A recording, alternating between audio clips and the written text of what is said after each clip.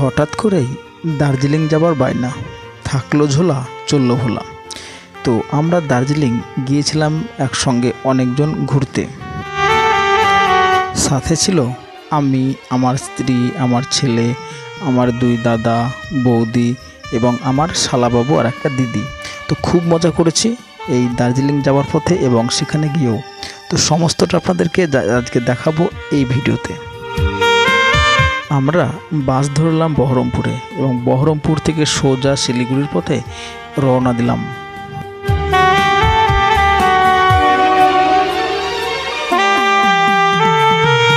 মোটামুটি 9.5 ঘন্টা জার্নি করার পরে অবশেষে আমরা শিলিগুড়ি বাস স্ট্যান্ডে পৌঁছালাম।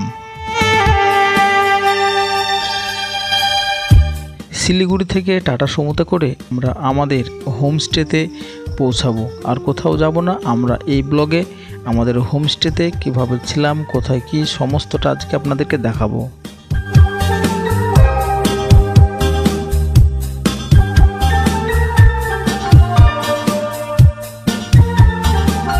এটা হচ্ছে আমাদের হোমস্টে, খুব সুন্দর জায়গা।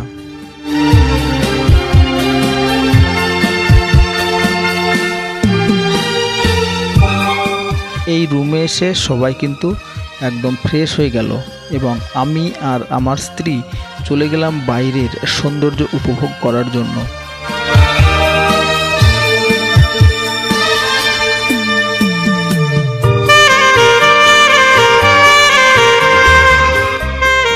খুব সুন্দর জায়গা, মনে হচ্ছে আমরা যেন এক স্বর্গে পৌঁছে গেলাম। এটা হচ্ছে আমাদের থাকার রুম।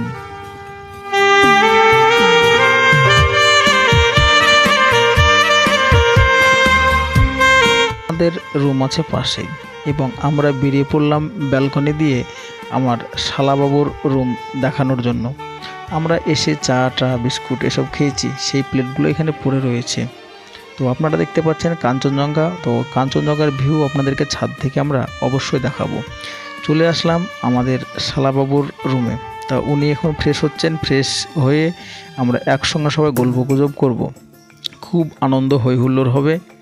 তো এই হোমস্টেটার নাম ছিল দার্জিলিং ভিউ হোমস্টে। তো দেখুন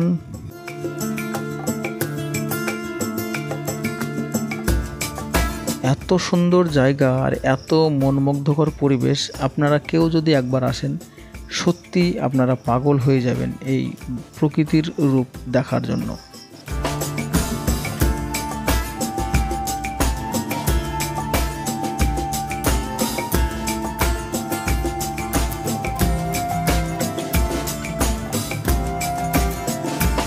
এই হোমস্টেটা হচ্ছে দার্জিলিংয়ের ঋষিরহাট এলাকায়।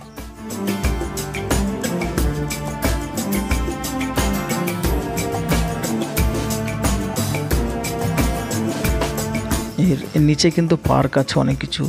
তো এটা হচ্ছে আমাদের কিচেন রুম, মানে এই ডাইনিং টেবিলগুলোতে আমরা একসঙ্গে আনন্দ করতাম আর খেতাম। স্টাফগুলো খুব ভালো।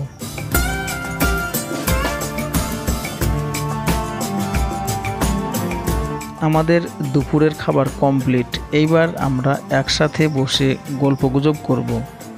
তো দেখতে পাচ্ছেন আমরা একসাথে সব বসে খুব আনন্দ করছি।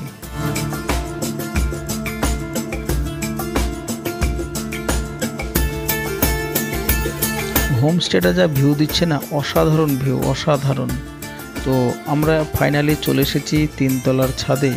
তো 3 তলার ছাদ থেকে কিন্তু আপনারা কাঞ্চনজঙ্ঘা দেখতে পাচ্ছেন। আর ওখানে সব আমার দিদিরা আছে, দাদারা আছে, ওখানে সব রিলস বানানোর জন্য ব্যস্ত হয়ে পড়েছে।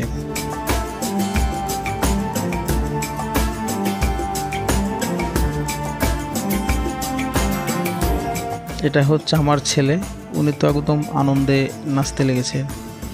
কিন্তু এদের 3 তলার উপরেই মন্দির রয়েছে, তবে এরা মন্দির নয়, এরা মনস্ট্রি এটাই বলে।